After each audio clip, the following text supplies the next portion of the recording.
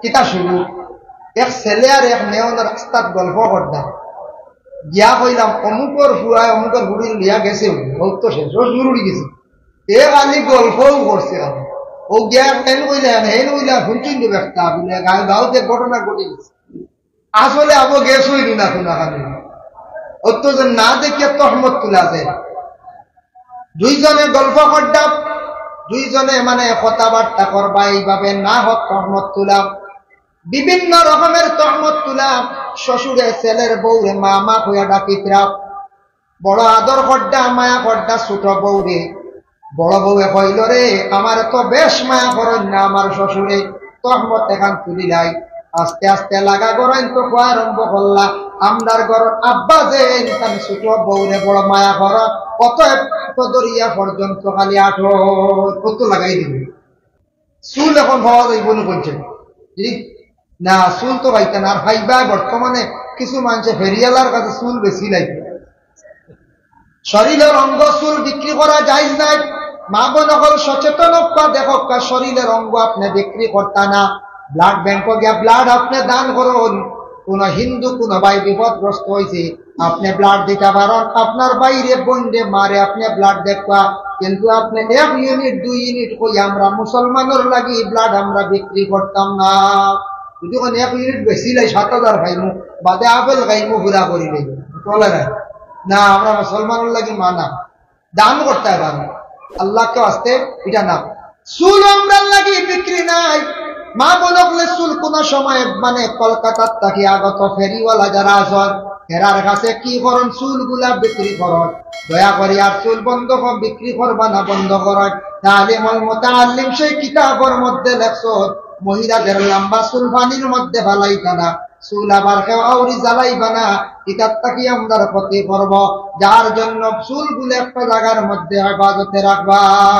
আর কাপড় ব্যবহারকৃত কাপড় কোনো কোনো জায়গায় দেখবা বাড়ির সামনে ওয়ালো বেজান খালি কাপড় মেলিয়া দেবে আচ্ছা বেটা মানুষ কাপড় মেলিয়া দিয়েছেন বাধা নাই মহিলাগুলোর কাপড় রাস্তার সামনে বেটা মানুষের সামনে প্রকাশ্য সামনে মেলিয়া দেওয়া নিষেধ বলে ও নিষেধ কোন পুরুষে যদি কাপড় দেখিয়া বদগুমান করে সে গুনাহগার এর লাগে মহিলা গুনাহগার পুরুষ গুনাহগার মা বোনদের কাপড় গুলা যতটুকু সম্ভব করা হেফাজতে রাখবা সড়কের দ্বারা রাস্তার দ্বারা বাড়ির সামনে গেইটা যদি মহিলাদের কাপড় যদি মেলিয়া দেওয়া হয় কোন পুরুষে যদি চায় মহিলারে তার প্রতি আকৃষ্ট করত কপাসার কাপড় পাইতে কোনো অসুবিধা হইব না আস্তা কাপড় লিয়া দেব আস্তা কাপড় লিয়া দেব নিয়াও হইব বেটারে লেখো খালি তাবিজ নাম লেখো দেখছেন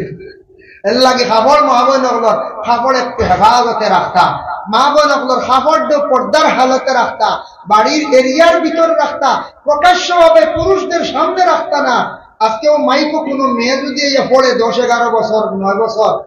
কোনো বাধা নাই কিন্তু মেয়ে যেদিন বালিগ হয়ে যাব ওদিন মেয়ে আর মাইকার প্রকাশ্য আর কিরাতু হইত না গজলও হইত না মেয়ের জবানও পর্দার হুকুমাই গেছে গিয়া বালিগ মেয়ে আর হইত না যার জন্য আল্লাহর বন্দেগান মানাইছি এর লাগে বিশেষ করে আল্লাহর বন্দেগান দয়া করিয়া দেখায় আমরার জিন্দেগির মধ্যে আমরা যেন দুনিয়ার জমিনের মধ্যে কিছু জিনিস আছে আমরা খেয়াল করি না জাদু টুনা কোনদিন দয়া করে করা যাইবা না গুনাহ কবিরা জাদু করলে মানুষের জীবন একবারে বরবাদ হয়ে যায় জাদু করলে মানুষের জীবন একবারে নষ্ট হয়ে যায় জাদু করিয়া কোন মানুষ যদি পাগল করুন তাহলে আপনি কিয়ামতের দিন আল্লাহর দরবারে জবাবদিহি হইবা জাদু করলে হাসাও মানুষ নষ্ট হয়ে যায় কোন মানুষের টুনগুন ফরয় না নেই যেন করবা মানুষের লাইফ নষ্ট করবা কিয়ামতের দিন জবাব দিবা কি আল্লাহ ওয়াসেহের জাদু টুনা করিও না এটা বালা কাম নাই 3 নম্বর ওয়াকাতুন নাফসাল্লাতী হারামাল্লাহু ইল্লা বিল হক তুমি তানওয়ানা সত্য ধন সম্পদের লোভে কোন কারণ বশত তুমি তানওয়ানা সত্য মানুষে কাতল করিও না ওয়াকাতুন নাফসাল্লাতী হারামাল্লাহু ইল্লা বিল হক ওয়াকুলুর রিবা তুমি তান সুদ থেকে বাঁচার চেষ্টা করিও এখন দেখো তো আমরা দেশের মধ্যে অনাসত্য মানুষে হত্যা করা গুনাহ কবিরা কিছু জায়গার মধ্যে আছে স্বামী স্ত্রী ডাক্তারের পরামর্শ নিয়া কিংবা তো কোন যুবক ছেলে মেয়ের সঙ্গে অবৈধ কাজ করছে মেয়েটা গর্ভধারণ করছে, পরবর্তীতে ডাক্তারের পরামর্শ নিয়ে মেয়েটার পেটের সন্তানকে নষ্ট করা হয়, ডাস্টবিনের মধ্যে ফেলানি ওর, গর্ত করিয়া কোন জায়গার মধ্যে রাখা হয়। এইভাবে ছোট্ট ছোট্ট মায়ের পেটের সন্তানকে ডাক্তারের পরামর্শ নিয়ে যারা নষ্ট করডা, কিয়ামতের দিন অধিকাংশ এইভাবে যার যে মহিলার পেটে বাচ্চা ছিল, যে গার্জিয়ান আসলা স্বামী হিসাবে বা পুরুষ হিসাবে, তাই কিয়ামতের দিন সেই বাচ্চা যখন বিচার চাইব আল্লাহর কাছে গিয়া কিন্তু সবাই আটকিবা। ওয়াকুর রিবা, সুদ থেকে তুমি তার বাঁচার চেষ্টা করো। সুদের বিস্তারিত আলোচনা করলে অনেক সময় লাগবে, আমি সংক্ষেপে কইয়াম। সুদ যেটা মানে আমাদের দেশের মধ্যে একটা ব্যবসা করে আমরা পয়সা দিয়ে পয়সা বাড়াই, চক্র সহকারে চুক্তি সহকারে আমরা টাকা দেন বাড়াই, ওটা সুদ। সংক্ষেপে কই দিলাম ওয়াকুর রিবা, তুমি তার সুদ থেকে বাঁচার চেষ্টা করো। ওয়াকুল মাল আল ইয়াতীম, এতিমের মাল থেকে তুমি তার বাঁচার চেষ্টা করো। বাপ মরে গেছে এতিম, এতিমের মাল দাবিয়া খাই দিতাম বলে না, এরা বেসাহারা, তারার বাপ নাই, গার্জেন চাচা আসো জেলা আমার নবীজি জমিন আসার পূর্বে বাবা জমিন থেকে বিদায় হয়ে গেছেন, বাবা দেখছেন না, চাচা আবু তালিবে বড় আদর যত্ন করছেন, আল্লাহ রসুল খুব বেশি মায়া করছেন।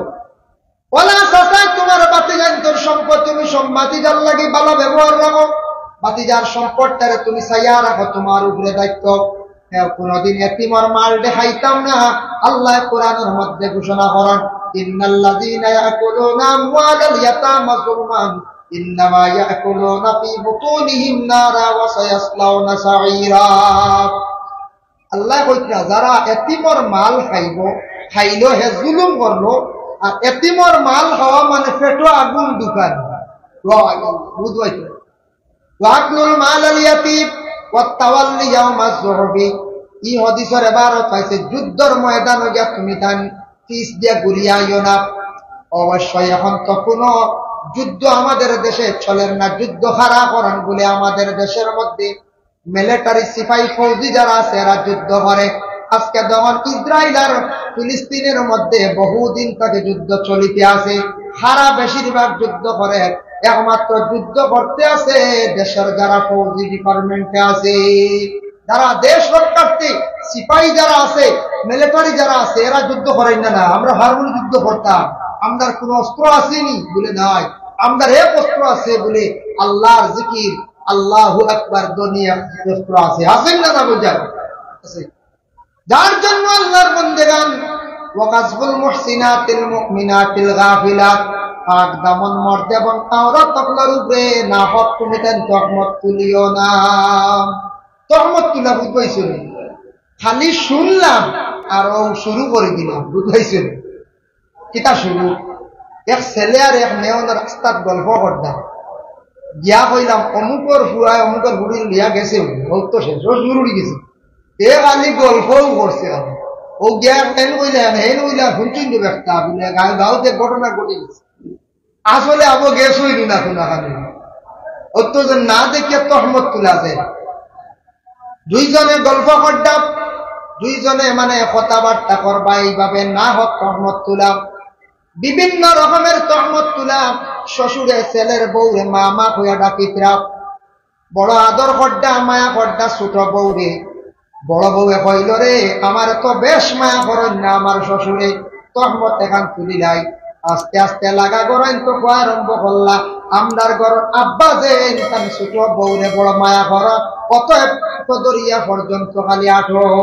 কত লাগাই দিবে পাঞ্চ বলা ইয়া আল্লাহ ইয়া আল্লাহ। এবার বুড়ে বেটার কাজ করতে হতো, হ্যাঁ